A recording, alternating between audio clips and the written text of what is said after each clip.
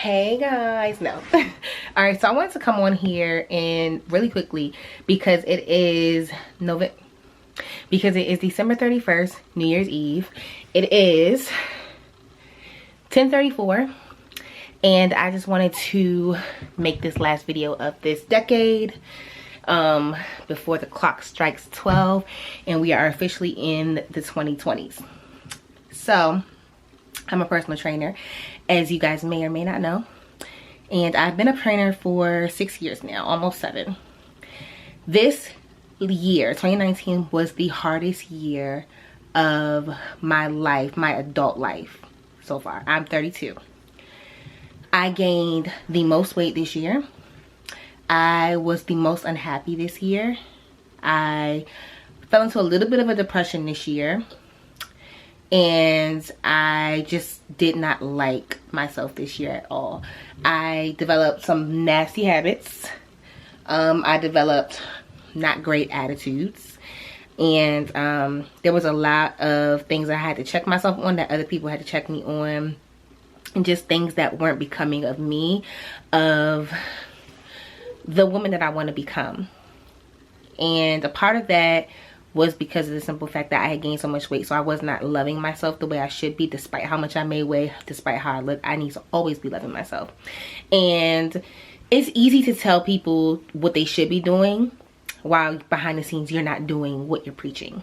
And that makes me a hypocrite. Absolutely, that makes me a hypocrite. And since moving back home to the DC area from New York City, I have definitely started to feel much better. I've been home for a little over a month now and I already feel so much better.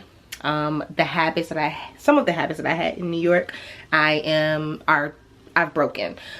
I was eating cookies, oven baked Pillsbury cookies, every day for about the last year and a half, sometimes twice a day. I would have anywhere between 6 to 12 cookies because I wasn't happy, because I didn't feel well in my body. I didn't feel confident, and emotional eating is definitely my thing. Some people don't eat when they get stressed or when they don't, like when they feel depressed or whatever. I wish I was that way, but I'm not. I'm an emotional eater. I lost control of the good habits that I had developed when I first started my fitness journey when I was 14 years old. I lost the habits I developed when I first moved back home from LA in 2013 or 2012. And I thought that being in New York, I was like, okay, I knew 2019 was going to be my last year in New York. And I thought that when I got back here, I would just get back into my old habits from when I was, what, early 20s when I moved to New York. And I'm a different person at 32. I have different responsibilities, I have different obligations, I have different priorities, and that didn't dawn on me until I got back home.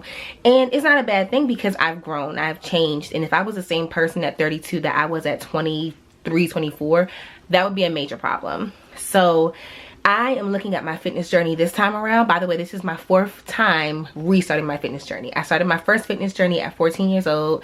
I restarted it at 21. And then I restarted again at 26. I'm now 32 and I'm restarting again. And this time is definitely the hardest. I am going to weigh myself for you guys, so I'll show that now.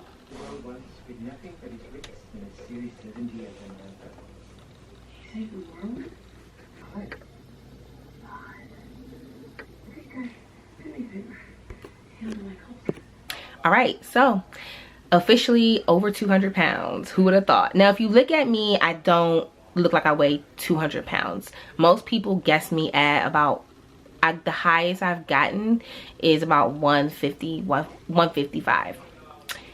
Clearly, that's not the case. Actually, let me see.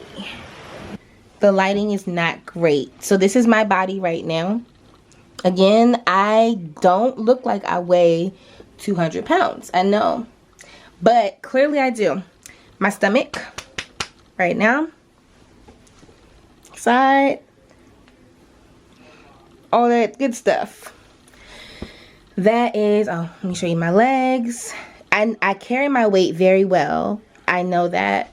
But there's definitely changes that I see from when I first moved to New York, which was the height of my fitness journey. I was the most in shape, and I was the most comfortable in my body. So this is me now, December 31st, 2019.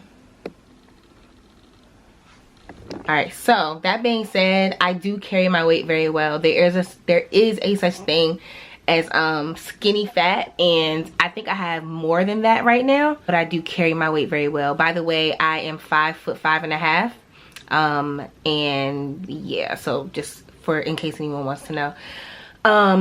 So yes, so as a trainer, it is very easy to tell, like I said, it's very easy to tell people what to do and behind the scenes not be doing what you are preaching, and that's definitely what I have been doing. I can't blame anybody but myself. I know the things that I should be doing, and I just have been choosing not to do them. And even at home, granted, some of the habits that I had developed in New York that were pushing me away from the, not just the body that I want, but also the mental space that I want to be in, and the spiritual space that I want to be in. I have broken some of those habits since being home. But I still have a long way to go. I need to get better. I need to start portion control again. That is my main habit, or that is my main problem. Gluttony is a real thing for me. I definitely am still in the mindset of I have to finish my plate, and no, I don't, because I'm not a garbage disposal. You are not a garbage disposal. Your body's not a trash can to just dump food into. Intuitive eating is something that I'm going to be getting into in 2020, in the next decade. And I just wanted to come on here and encourage anybody who's restarting their fitness journey, or who is starting their fitness journey, or who has fallen off and is getting back on. This is part of the journey. This is my 4th time restarting, and this is the hardest. But small changes add up to a big transformation, and I think that's what we have to remember. Yes, it's easier said than done, and I'm recording this and putting this up because this is going to be what holds me accountable. But I've already started. I got a gym membership to LA Fitness from one of my sisters for Christmas, so shout out to my sister who got that for me. But yeah, I am restarting, and I am holding you accountable as well to whatever your goal is. It's a new decade, y'all, and we can do this. It's gonna be hard. It's gonna be hard as hell. You're not gonna want to do it. I'm not gonna want to do it. I'm going to the gym tomorrow. I'm crazy for going to the gym tomorrow, I know, because all the New Year's resolutioners are gonna be there, and it's gonna be like that probably until about February, when people start to fall off, which I hope is not the case for you. I hope that's not gonna be the case for me, and I really, really hope that's not the case for you, because this time next year, or this time 2021, I'm gonna feel so much better. I am going to feel so much better. I'm going to be so much better. And I'm not setting any resolutions for 2020. The goal that I want to set is feelings. I know how I want to feel, and whatever action is going to get me to that feeling is what I want to do. It's where I want to be going, where I want to be headed. So yeah, this is my restart. This is me restarting my 4th fitness journey, you guys.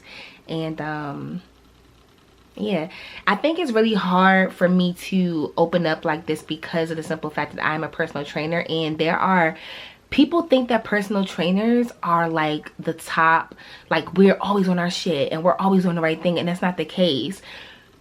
Before I moved back home, I was working with personal trainers in New York, just because I believe that just because you are working in a certain profession doesn't mean that you know everything. Like, I will always be learning things, and I'm human. Even though I'm a personal trainer, I'm still human, and I mess up and I fall off and stuff like that. And I just want to make sure that at the end of the day, I too am holding myself accountable. Just like if you're, for example, a doctor, you should not be diagnosing yourself. You should go to your own doctor. We learn from each other, and I have to remember that. I have to keep pushing, and I have to keep learning from people and surrounding myself with people who know more than me. Okay, sorry, my camera died. So I think that sometimes people don't realize how stressful and how just, what's the word I'm looking for? How stressful and how just how stressful it can be to be a personal trainer. And I'm not trying to complain at all. I love what I do. I love helping people. I love especially women of color get strong and like discover things that they didn't know about themselves, about their strength, and about the things that they can do if they just try, and if they just have someone in their ear telling them that yes, you can do this, yes you can, because I've seen it and I've done it. And like, I love what I do.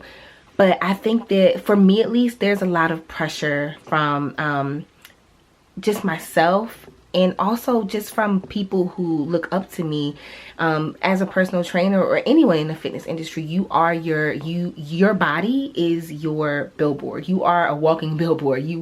Your body sells your business, sells your services. And I think that sometimes people underestimate the fact that just because a personal trainer or a fitness influencer or whatever you want to call people who do what I do, just because we don't necessarily have the ideal body, or the body that this country or that society says we should have, just because we don't have it, I think that people think that, oh well, he doesn't have the body, she doesn't have the body, and that means she doesn't know what she's doing. That's not the case at all. There are plenty of people in other professions who do not practice what they preach, but that doesn't necessarily mean that they can't perform their job. It just means that when it comes to them, they are not great with self accountability, and that has definitely been the case with me. Yeah, I'm sorry, this video is kind of all over the place, but that's the case. And sometimes I just feel so overwhelmed with what should I eat, and how much of it should I eat, and when should I eat it. And those things don't matter. It's the consistency. At the end of the day, it is the consistency that counts. And I haven't been consistent. I have not been consistent, and I know that. And when I'm not consistent, my inner voice tells me, Shatera, you're not being consistent, and you're not practicing what you're preaching. And that's the truth. That is the truth. And I have to do better, and I will do better. Like, I must do better. My health, my life depends on it. In this decade, I want to find my husband. I want to be in a relationship, like the relationship that is for me. And I want to travel, and I want to feel good in my body again. I want to move good. I want to move better. I want to move amazingly. And I want the inflammation that I feel in some of my joints to go down, because I know that the inflammation is there because I haven't been eating well, or as well as I could be eating. And I just want to get back to feeling good about myself on the inside. I want to feel good on the inside. I want to feel good when I look at myself in the mirror. I don't always feel good when I look at myself in the mirror. I want to be an inspiration and feel like I am walking the walk and like talking the talk. You know, I want to be the person that I look up to. And right now, I'm not that person. So, yeah, that's where I'm at right now. Yeah. So this is my vulnerability post. This is me being honest with you guys, and this is me putting myself out there. So let's do this. 2020, let's go.